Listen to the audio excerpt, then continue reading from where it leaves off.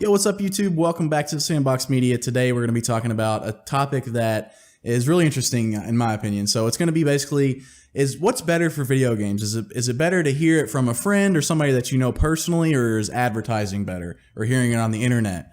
So what do you think about this? So as far as like internet, like me personally, I know, I'm obviously both of us. Yeah. We read a lot from IGN, GameSpot, Game Informer. Watch a lot of YouTubers. Yeah. So we look at all this stuff and we have a good idea of what all the games that are coming out are. So I've got a really good idea on what I'm going to buy, months, if not a year or two ahead of time. And that's basically because of the coverage that I see online. Now, I have friends that do not keep up with this stuff that I talk to, and they get all their information from me. Yeah, that's what I was going to say. They get all their stuff from word of mouth from me, Yeah.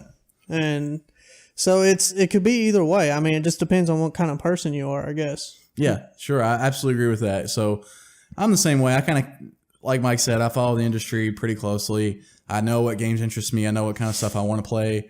And every now and then I do hear from somebody like, hey, this obscure title that I didn't really make a lot of waves in the mainstream media, it's pretty cool. It's cheap. You should check it out. So yeah, I've had titles like that happen, like with Journey, that game.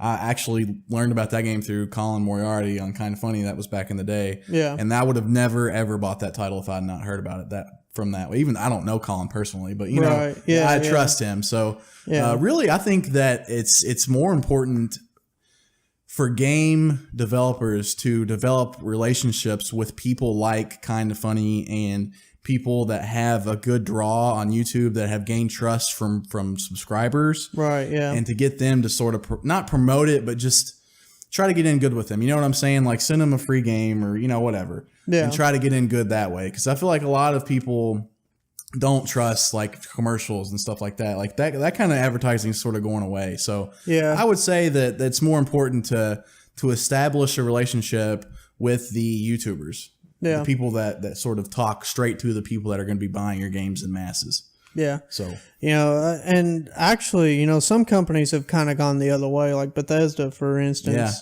Yeah. They used to give out a lot of YouTubers review copies, and they're not doing that anymore.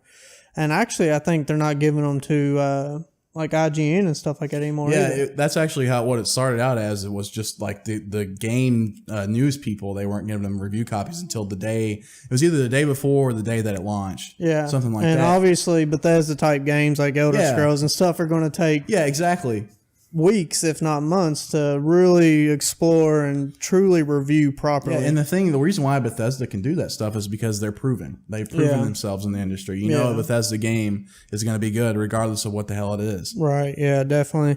So I guess for me personally, I guess IGN and YouTube and stuff like that is how I get my information. But I would say that the vast majority of people, it's hard to say. I don't know. I'd say it's almost split 50-50, as far as people. I think you got a ton of people, obviously, that watch YouTube. Mm-hmm. So I would say that most people probably get an idea for games from YouTube versus like places from IGN. But, as far as word of mouth from friends, I'd say, a lot of sales come from that. Like there's people that buy games on PSN that I hadn't really heard much of. Mm-hmm. Like you said, it wasn't like a mainstream type game, AAA game. And I've been in party chat with them and talked to them about it, and it's really interested me, and I've picked those games up because of that. So yeah, absolutely. I think so. Here's what I think.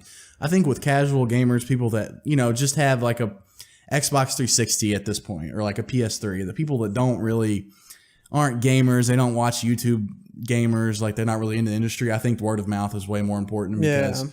If your best friend's telling you, hey, this game's fun as shit, you should pick it up, like, you're probably going to pick it up. Right. But the people that keep up with the industry, like, especially at our level, like, I would consider all of you guys watching this video to be the same. Yeah. You probably get your news from either bigger YouTubers or us even, or, you keep up with it. So that's my answer. I think they're both equally important, just like you said. Yeah, definitely. It just depends on what kind of gamer it is. Yeah. Yeah. Marketing, as far as like paying for advertisements and, the IGN first, like the whole month that I think Assassin's Creed's doing it now, Origins. Those things are super important, but just as important is getting the word of mouth from, fans of your series also. So, it goes both ways. Yep.